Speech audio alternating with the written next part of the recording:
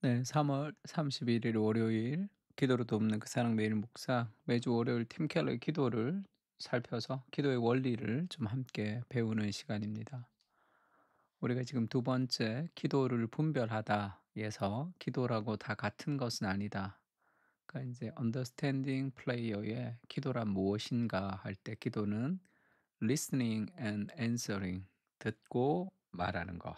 그렇게 그게 기도의 정의를 얘기하고 있습니다. 그러니까 욥기를 보면 욥이 굉장히 고통을 많이 당하죠. 그래서 시종일관 하나님께 부르짖듯 고뇌에 찬 기도를 드립니다. 굉장히 불평하기도 하고 하나님에게 막 저주하기도 하고 그런 기도를 막 드리죠. 쉴 새 없이 불평을 쏟아내면서도 욥은 절대로 주님께 등을 돌리거나 그분의 존재를 부정하지 않습니다. 기도하면서 고난과 고통을 겪어갈 따름이다. 이것도 굉장히 중요한 거죠. 하나님에게 굉장히 분노하죠. 그리고 하나님이 자기한테 잘못한 것 같은 그런 느낌이 들어서 하나님에게 막 화를 내기도 하고 하나님을 저주하기도 합니다.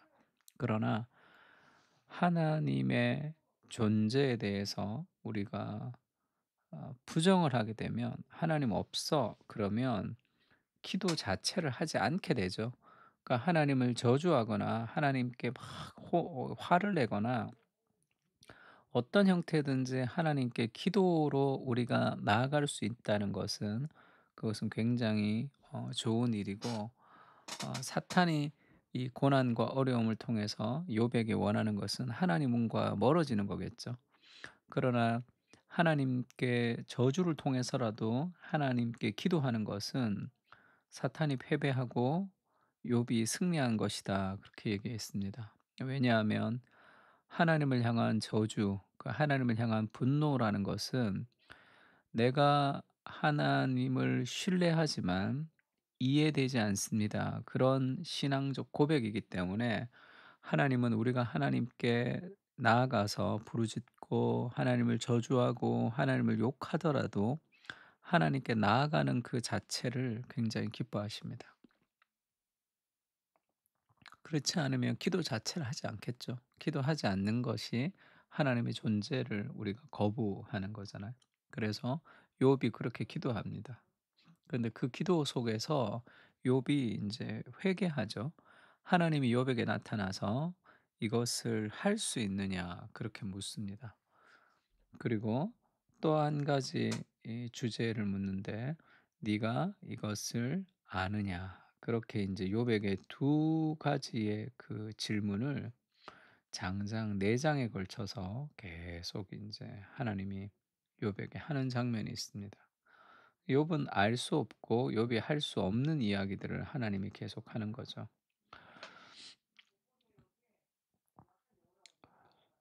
예를 들면 욥기 40 장에 보면 "네가 하나님처럼 능력이 있느냐? 하나님처럼 천둥 소리를 내겠느냐?" 이렇게 질문하죠. 그건 못하는 거죠. 하나님처럼 할 수 없습니다.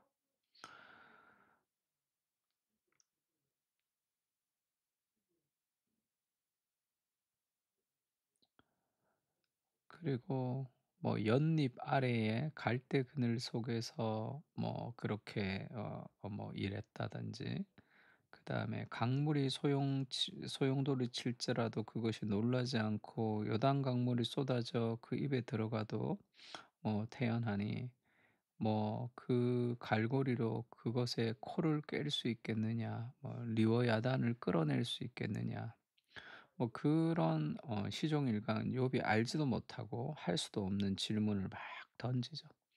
"나는 할 수 없습니다. 나는 알 수 없습니다." 그렇게 이제 욥이 고백합니다.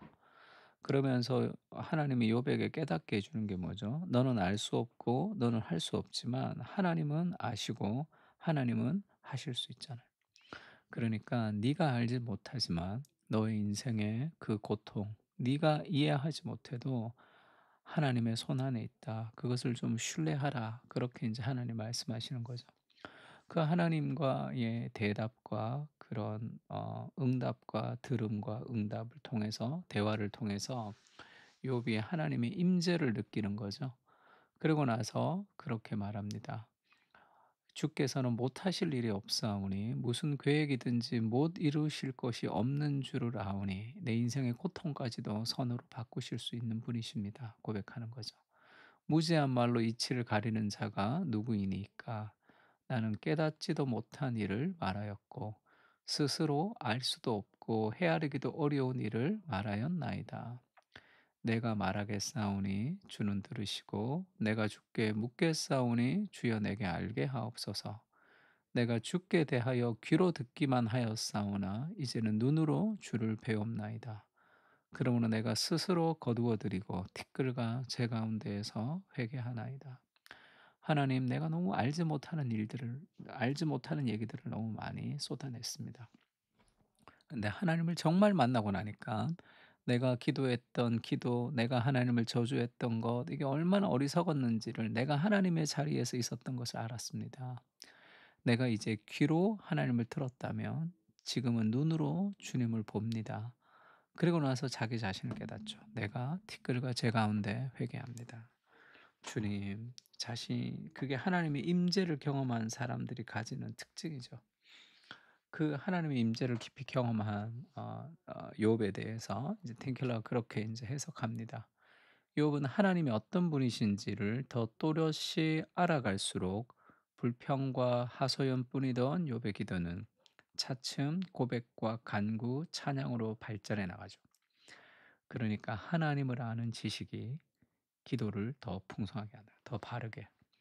하나님의 말씀에 귀를 기울이고 기도로 반응하는 상호작용이 있었기 때문이다. 하나님을 아는 지식이 충실해질수록 기도는 더 풍성해졌으며 변화의 폭이 인생 전반으로 널리 확산되었다. 따라서 기도의 능력은 인간의 노력이나 열심 또는 기교가 아니라 하나님을 아는 지식에 달려 있음을 알 수 있다. 기도의 능력은 하나님을 아는 지식에 달려 있습니다. 우리가 정말 더 깊이 기도하려면 하나님을 더 알아가야 되는 거예요. 그냥 막 열심히 기도한다고 뭐가 되는 것이 아닙니다. 그러니까 기도의 능력이라는 것은 인간의 노력, 소리를 지르거나 더 오래 기도한다고 되는 것이 아니라 인간의 열심, 기교가 아닙니다. 하나님을 아는 지식이 기도의 본질이죠. 그래서 히브리서는 그렇게 얘기합니다. 옛적의 선지자를 통하여 여러 부분과 여러 모양으로 우리 조상들에게 말씀하신 하나님이 기적을 통해서 이적을 통해서 그런 수많은 하나님의 역사를 통해서 꿈을 통해서 그렇게 구약의 하나님이 자신을 나타내셨죠. 그런데 옛적에는 그랬고 구약에는 이 모든 날 마지막 날에 신약에는 아들을 통해서 예수님을 통해서 우리에게 말씀하셨습니다. 이 아들은 만유의 상속자로 세우시고 만유 온 세상의 상속자로 세우시고 또 그로 말미암아 모든 세계를 지으셨습니다. 이는 하나님의 영광의 광채시요. 이는 할 때 이분은 이 뜻이죠. 예수님은 하나님의 영광의 광채입니다. 그 본체 형상이시라. 그의 능력의 말씀으로 만물을 붙드시고 죄를 정결하게 하는 일을 하시고 높은 곳에 계신 지극히 크신 이의 우편에 앉으셨느니라. 하나님의 영광은 아무나 볼 수 없었습니다. 근데 예수님을 통해서 하나님의 영광의 광채요 그 본체의 형상을 인간의 예수님이 말씀이 육신이 되었던 그 말씀으로 우리가 그 예수 그리스도를 통해서 하나님의 영광을 볼 수 있는 거죠. 햇빛을 보려면 눈이 너무 부셔 가지고 셀로판 테이프 같은 안경, 선글라스를 통해서 볼 수 있듯이 하나님의 영광도 그리스도를 통해서 볼 수 있는 거죠. 그리스도를 통해서 하나님이 자신의 영광을 드러내 주셨습니다. 그 말씀 안에 있다는 거죠. 이는 그로 말미암아 예수 그리스도로 말미암아 우리 둘이 한 성령 안에서 아버지께 나아감을 얻게 하려 하심이라. 그리스도를 통해서 우리가 이제 하나님께 나아가게 하는 거죠. 그래서 우리가 그리스도 중심적으로 말씀을 읽고 하나님을 아는 지식이 더 깊어질수록 하나님을 향해서 우리가 더 기도할 수 있고 그 기도가 더 깊어질 수 있는 거죠. 기도는 듣는 것이다. 그리고 대답하는 것이다. 듣는 것은 하나님의 말씀을 묵상하는 것이고 그리고 그 말씀을 우리가 그 말씀 묵상했던 것을 하나님께 고백하면서 또 그것이 이제 회복되는 것이죠. 그렇게 하나님 기도로 가르쳐 주십시오. 하나님을 아는 지식을 더 풍성히 그렇게 채워 주십시오. 그렇게 좀 함께 기도했으면 좋겠습니다. 다 같이 기도하겠습니다.